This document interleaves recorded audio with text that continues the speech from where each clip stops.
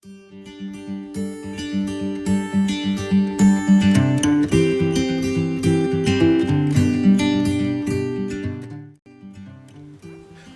morning, this is John from Homestead Evolution. Today is Sunday, and it's not raining yet, but it's going to rain all day. So we got done the chicken tractors we were working on, most of them. So I'm going to tell you some pros and cons to this chicken tractor. Now, the book that we bought was the John Suscovich Stress-Free Chicken Tractor Plans. So, with that being said, let me tell you some pros and cons about this book. Let me start off with the cons because I always like to end up on a positive note. Cons. There are cuts in here that are not listed. Okay? It's a good reference book, and I will leave it at that. It is a good reference book. I have never built anything this large before. I've built rabbit hutches, but nothing like this. I'd be lost in here with the directions. Luckily, my wife, who does build, who grew up in a body shop, so she definitely helped with the directions, helped piece some of this stuff together that wasn't listed in the book. So all in all, would I suggest buy the book? Yeah, I'd buy it for a reference piece. I really, get some help building if you have no building experience. With that being said, that's the cons. Pros, I think it's a good idea.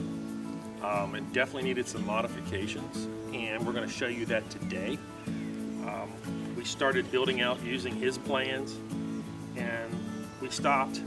We got so far and we stopped, and we made modifications to the finished product that we have now.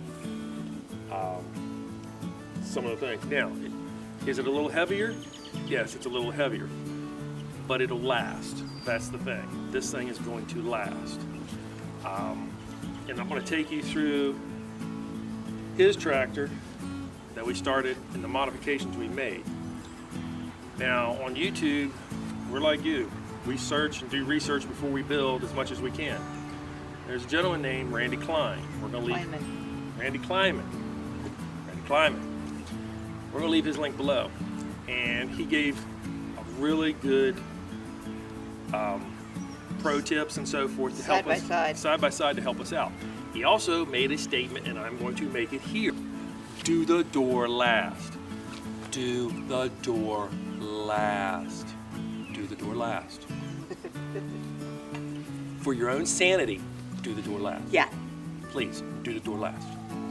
That being said, you've been forewarned. If you get institutionalized, it's not my fault. Do the door last. So, all right. With his tractor, there's no piece here. So you have 2 screws here, 2 in the bottom. This that leaves a gap. Leaves a heck of a gap. So what we did is we cut a 2x4 and put in here, and we Craig jigged it. So now I have 2 screws here, 2 in the bottom, and then I can run some screws along here. Help holds it tight, okay? And you're gonna want that, trust me. So that was one modification we made.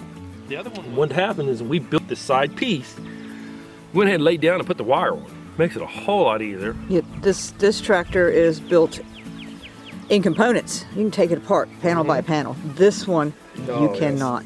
The other one is he asked for half lap. Now, it took us 2 days to half lap because we're not real good at woodworking. And this is glued and screwed, okay? And I understand for the weight, but durability wise, we just didn't like it. So what we did is we measured from the top of this board to the top of the bottom, cut it, and Craig jigged it and held it tight. So we did that for the ends and the 2 sides that he suggested. Yeah, each of these panels, yes. Each of these 4 panels are Craig jigged together. The whole thing's Craig jigged. Right. One of the other things we did. Well, his over there, you can see, doesn't have, you can see it through here, doesn't have the braces. We put the gussets at the bottoms, and we'll show you here in a minute, on the outsides, and it was still twisting, we added Corner bracing. corner braces all the way around. All the way. All four corners. All four corners around. Made a big difference. Now here's the gussets that we bought and we put on front and back. Okay. So the other thing is he suggested in the book to use 1x for the door and half lap it. And as you can tell, when we put the staples on to hold the mesh screen come through. So, and we were trying to find old pieces of wood to scab out here so the staples wouldn't do that. And it's just real flimsy. It just, I like the pocket holes. I think it's a better joint. You know, and he puts these back braces on, which by the way are not in the book. This cut right back here is not in the book. It's not listed. So it can be sort of frustrating when you're following directions and you want to make it work. You know, see how this shakes? I didn't like that. So what we did, we didn't half lap, we used 2x4s for ours. So with the 2x4s, now of course this is gonna add weight, guys, okay? But what we did is we Craig jigged this into here, okay? It's a little bit more solid than what it is, than what that is. The other thing we did is when we built this in pieces, the frame for the door, the sides and the back, we laid it down and put our wire on. It's a whole lot easier than wrapping it around the inside or outside. Right. If you wrap around the outside, you've got this gap right here, okay? Yeah, that's why we did the inside on that one. Yes. And you notice we stopped. We didn't even finish this one. This was probably going to be a greenhouse. Oh yeah, this is, and the other thing is building or bending conduits. The plans call for you to bend conduit. Now, if you have never bent conduit, or if you have, that's great. If you haven't, it's a challenge, okay? Luckily, I got to talk to an electrician who bends conduit, and he showed me how to bend some conduit, which is awesome. The gentleman that we got our tip, Randy Kleiman, did something different, and I liked it, and we used it on our chickens. Right. But John Suscovich puts his PVC or his EMT conduit on the outside, okay, and then screws into it. Right. And it also has that bend at the top. And if you don't get it correctly, it's pretty much ruined, okay? Just telling you that right now. This is expensive. So what we did is we drilled holes down in here, probably about a half inch? Something like that.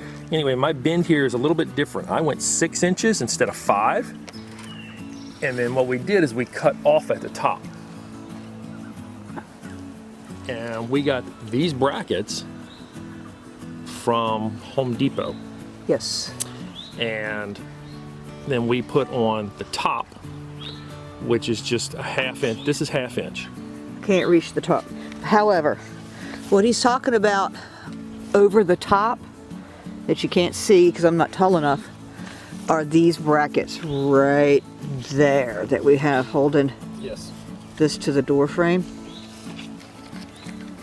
That's what he's talking about over the top of that connector piece.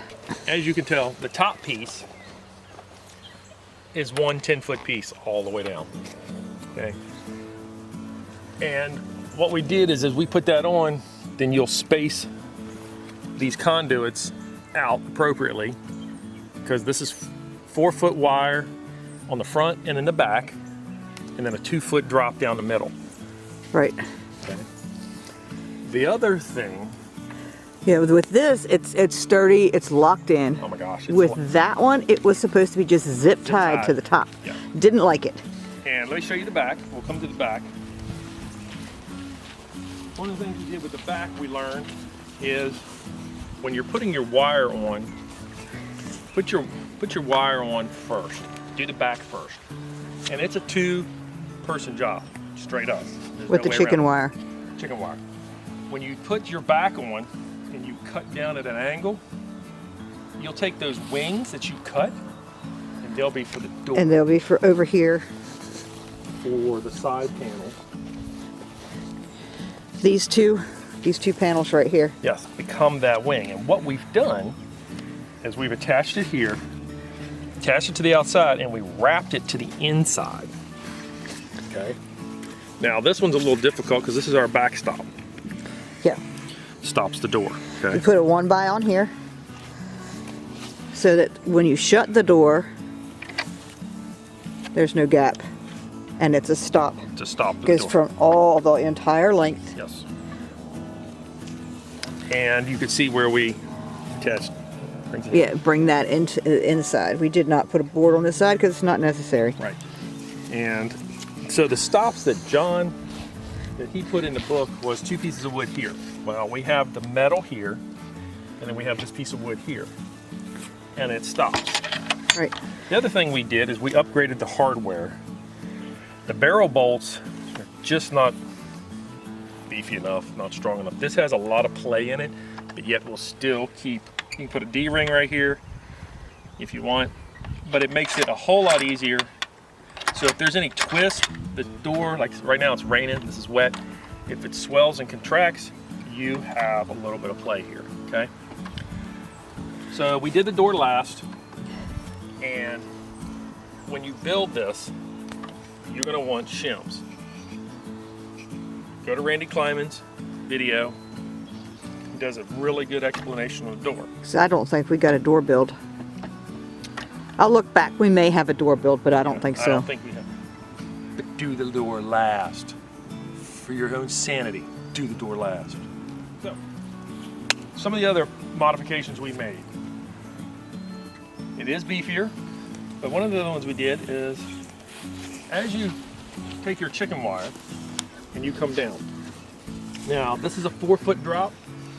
So the ends are 4-foot drop with a 2-foot in the middle, okay? In his book, he just does chicken wire on the ends and put a tarp over the top. If you're gonna go that far, pay for the wire. Just telling you, pay for the wire. If you've already gone this far, I don't understand why he did that. Maybe he was short supplies, I don't know, but do that. One of the things we did is we took some 1-by, pressure treated, and we covered where we stapled the wire. Granted, this is going to add a little more weight, yes, but with ours, we didn't do that. Even though we tried to push the wire down with our tarp, it still is going to cut holes in the tarp. Rip the tarp. It's going to rip it. As the wind blew, it ripped the tarp. Yeah. So for these two that we made for somebody else, we went down the sides and we just put some 1-by with some screws. So when they put their tarp on, they'll be good.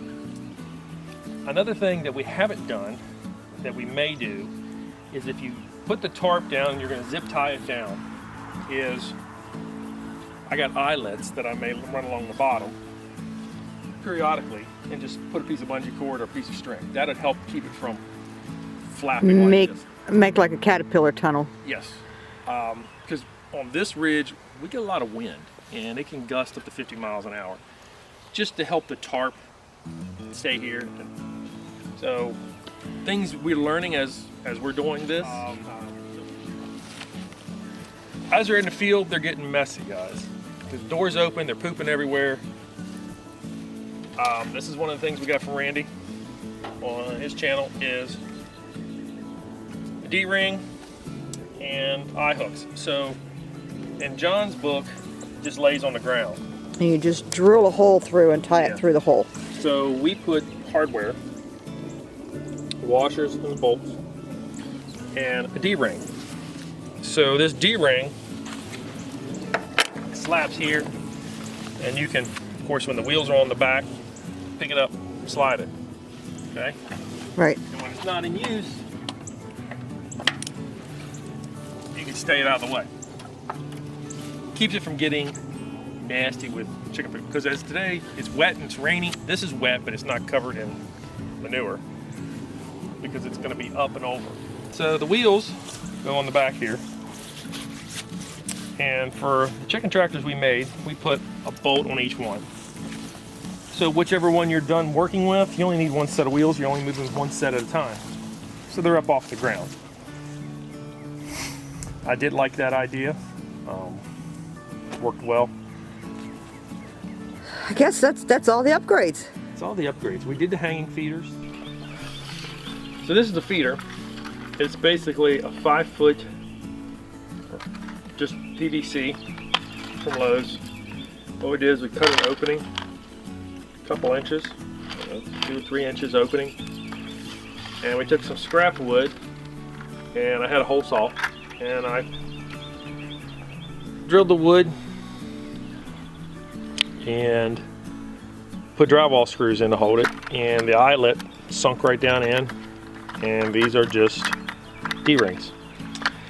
So the D-ring will go up top, and there's one at the bottom, and the feed will lay in a trough. And what we did is we went ahead, and while we were out there, we had them pre-cut length of chain.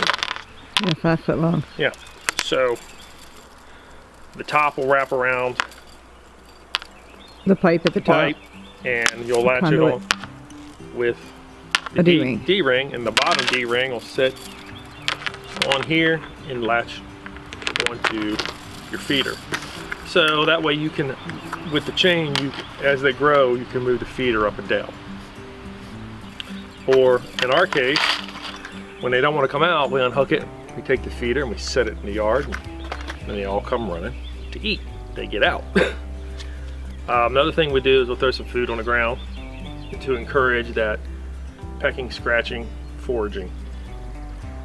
So That's let's feed them.